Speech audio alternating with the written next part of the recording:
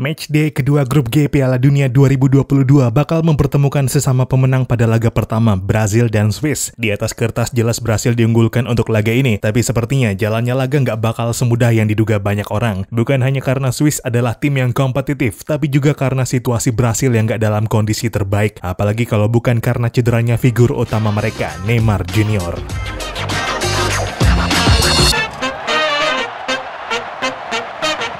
Halo dan selamat datang kembali di Papa Bola. Ya, potensi duel penentu bakal terjadi pada Senin malam nanti 28 November 2022 waktu Indonesia di Doha ketika Brasil menghadapi Swiss dalam lanjutan persaingan grup G. Kedua tim sama-sama menang di laga pertama dan salah satunya berpotensi menyegel tiket 16 besar dalam laga nanti. Kalau di pertandingan lain pada hari yang sama Kamerun dan Serbia berakhir tanpa pemenang. Namun demikian, pada potensi laga penentu ini Brasil dengan sangat terpaksa harus tanpa pemain andalannya Neymar Junior yang pada laga pertama kemarin mengalami cedera pergelangan kaki, memaksanya recovery sampai setidaknya 7 hari, yang berarti nggak lagi memungkinkan memainkan laga-laga Brasil di fase grup hingga awal bulan depan. Situasi yang sama juga dialami bek kanan Danilo, yang juga diproyeksi baru bisa kembali dimainkan jika Brasil tampil kembali di babak 16 besar. Minus Neymar jelas jadi pukulan telak bagi Brasil, mengingat pentingnya peran pemain nomor punggung 10 itu dalam skema permainan Tite. Neymar diberi kebebasan di lapangan dan jadi otak dari sistem serangan Brasil. Tanpa kehadiran Neymar di lapangan, jelas Tite harus mengubah lagi sistem permainan timnya dan mencari pengganti sepadan untuk mengisi sementara posisi yang ditinggalkan.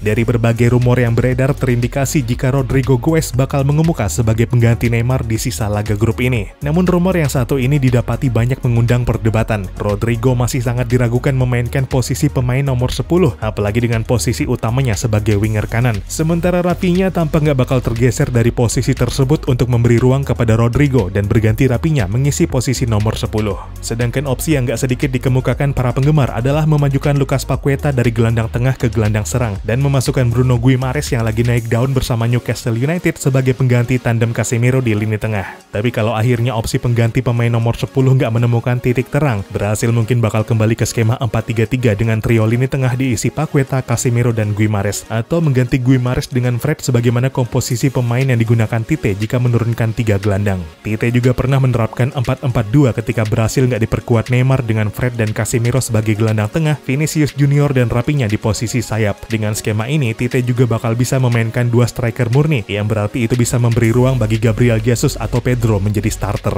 Mengubah skema menjadi 4-3-3 atau 4-4-2 tampak bakal jadi opsi logis bagi Tite, apalagi dengan Antony yang pada sesi latihan berhasil ditarik keluar karena tidak fit. CBF mengonfirmasi jika Antony mengalami malaise yang merupakan istilah medis dari tidak enak badan atau kelelahan. Antony sebelumnya menggantikan Neymar di laga melawan Serbia pada menit ke-80. Dengan ketiadaan Antony, berarti Rodrygo menjadi satu-satunya backup Brasil untuk posisi winger kanan. Sementara untuk pengganti Danilo, Brasil sebenarnya memiliki Dani Alves yang merupakan legenda di posisi tersebut. Namun untuk laga ini, Tite kemungkinan bakal kembali memainkan Eder Militao sebagai bek kanan, karena bakal sangat sulit mengandalkan Dani Alves jika Brasil dipaksa bertahan oleh Swiss. Meskipun sebenarnya di flank kanan Rafinha kerap turun membantu pertahanan Brasil dan cukup efektif menghentikan serangan lawan, tapi sepertinya Tite belum akan mengambil resiko di saat-saat begini. Sementara dari kubu Swiss, pelatih Murat yakin berada dalam situasi yang lebih baik karena hanya pemain depan Renato Steffen yang kemungkinan absen di laga melawan Brasil, yang mana pemain FC Lugano itu juga memang sudah nggak ambil bagian dari laga melawan Kamerun kemarin karena masalah otot di bagian atas tubuhnya. Namun selebihnya, terutama dari pemain-pemain yang dibawa pada pertandingan pertama kemarin, nggak satu pun dilaporkan cedera. Murat yakin pun kemungkinan besar nggak akan melakukan perubahan dari komposisi line up-nya di laga Senin malam nanti. Dan kiper Yann Sommer tampak bakal jadi pemain yang paling diwaspadai Brasil, terutama setelah performa gemilangnya di laga pertama kemarin.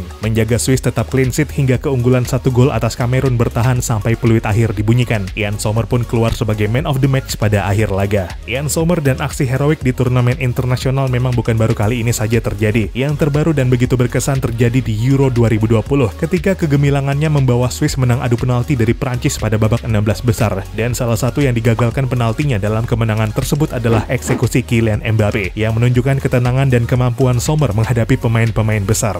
Mentalitas itulah yang sepertinya bakal sangat berbahaya bagi Brasil, apalagi dengan kondisi Brasil yang harus tanpa Neymar. Rekor head-to-head yang sama kuat antara Brasil dan Swiss juga menjadi tanda lain jika pertandingan nanti bakal berlangsung seru dan menarik.